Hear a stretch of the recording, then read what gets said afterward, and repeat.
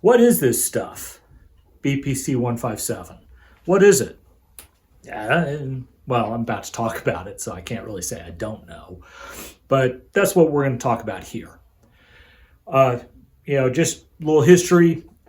I started doing these videos back in July talking about BPC-157 because I'd heard about it and looked into it and sounded like an amazing drug. We'll call it a drug that would fix my meniscus. I have a degenerative meniscus in my left knee. And the doctor's like, oh yeah, you're a perfect candidate for knee replacement. And I'm like, yeah, I don't want to do that. So everything I'm doing, I've done gel injections, I've done PRP, and now I'm doing BPC-157.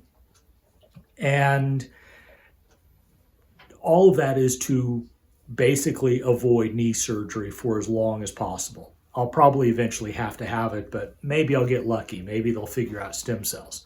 But the topic is the BPC-157. Before we go too much further, though, the usual disclaimer. I've still not become a doctor. I'm not studying to be a doctor. I'm a software developer, and I'm into fitness now.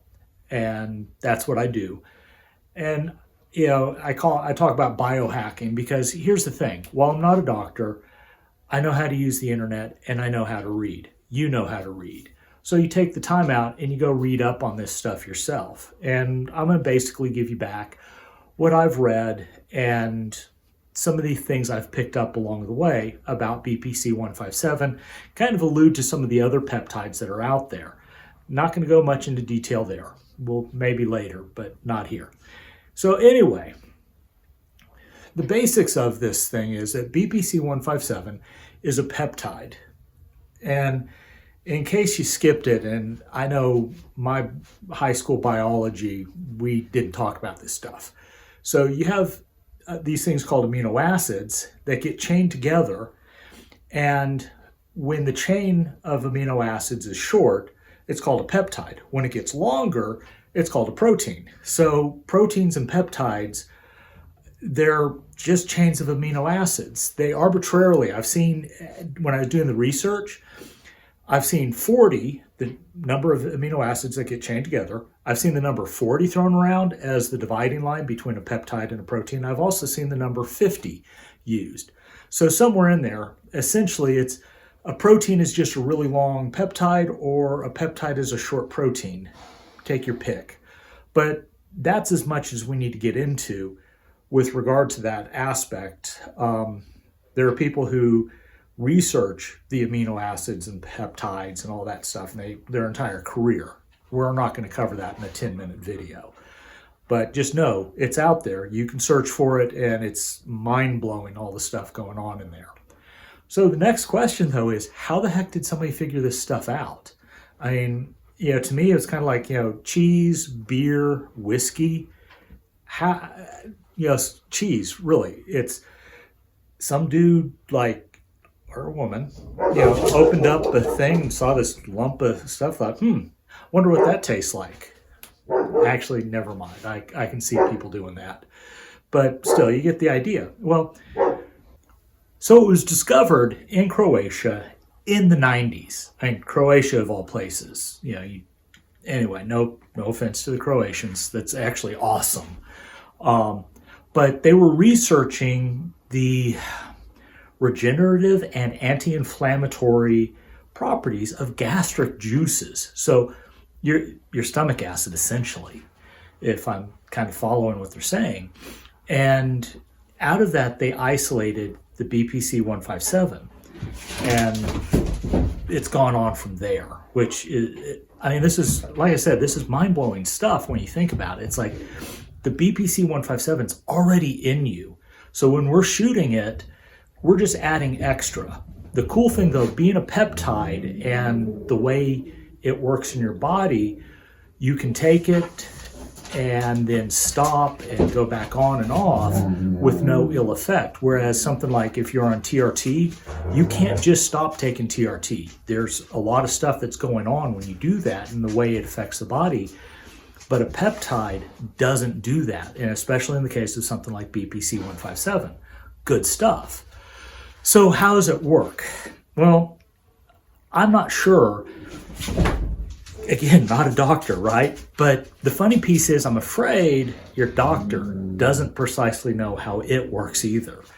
What they do know is it has anti-inflammatory properties, and the regenerative aspect is driven through angiogenesis, which means the creation of new blood vessels, which has some people get freaked out about cancer because cancers and stuff really like angiogenesis. Because when you get more blood vessels and stuff, that means you have blood bringing oxygen and nutrients and things to whatever site the veins are going to, right? And that'd be bad. So anyway, the thing is, I've read research around BPC-157 that says that in its case, it does not promote cancer, or if you do have cancer, it won't make it worse. Again, I'm not a doctor, and the amount of clinical research around this stuff is fairly limited, but the couple of things I read say that's not really the issue. So that's cool stuff. So, but again, how it works is angiogenesis. Just it's getting more blood and things to the site of injury that you're trying to fix. How it knows, because what's funny, and I realize I'm kind of all over the place here, but I shoot it in my abdomen, my shoulders feel better, and my knee feels better. How did it know that my shoulder needed it? I don't know. Kind of cool stuff. Again, I keep saying that, but I mean it. So when should you be taking BPC-157? There's kind of two schools of thought that I'm seeing. You have on one hand the Wolverine school of thought that essentially they take it all the time. And then you have my school of thought, which is I take it when I need it.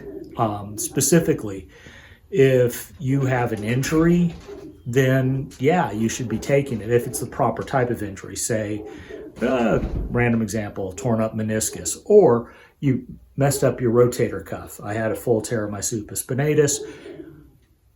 I might have healed faster had I added BPC-157 to my, after surgery protocol, whatever it is, God. Anyway, so what I don't like about the Wolverine thing is, one, where is my bar? This is $250. I don't know about you, but I feel my knee right now feels better than it ever has. Well, it feels amazing. But this is $250, and this is good for about 2-3 weeks if I do it every day. If you got the money and that's how you want to spend it, rock on. To me, it seems more logical that, hey, I overdid it, my knee's bothering me or my shoulders are bothering me, so I'm going to take it for a little while and then go back off, versus just shoot it all the time like you're taking supplements. Like I use creatine all the time. I would not use BPC-157 all the time, primarily because it's expensive. As far as we know, there's probably no, other than the economic factors, there's no downside as far as I can tell, but it just seems a waste to me. So what has it done for me? So like I said, back in July, I started using it, and I did 2 5-milliliter vials. And then that took me to about mid-August. So half of August, September, all of October, and just now in November, second week of November, I started it again because I'm getting ready to do the CrossFit Total. So ahead of that, I'm going ahead and using some to make sure that I can peak, I guess would be the weightlifting term, and not have to worry about recovering things so much. My knee feels amazing. That's the only way I can put it. I can jump rope. I can basically work out as hard as I like, and I don't limp or anything like that. It's great. It's amazing stuff. For me, it has worked great. other people have different results. So, and I don't know why, which my usual mantra is, I wish we had more clinical research data. So that's the conclusion. I mean, like I said, start off BPC-157. It's a peptide. There's a lot of peptides out there. And we're going to find more and more and more. They're already starting to appear. Other people are talking about it also, and it's exciting stuff. When should you take it? That's up to you and how much money you want to spend. Personally, like I said, I use it specifically for the injury and for maintenance ahead of, if I know that I'm going to stress myself, I think it's okay to use it that way. So anyway, that's what I've got for you. Thank you very much for watching, and hope you'll click on the next video that I put out. Have a good one.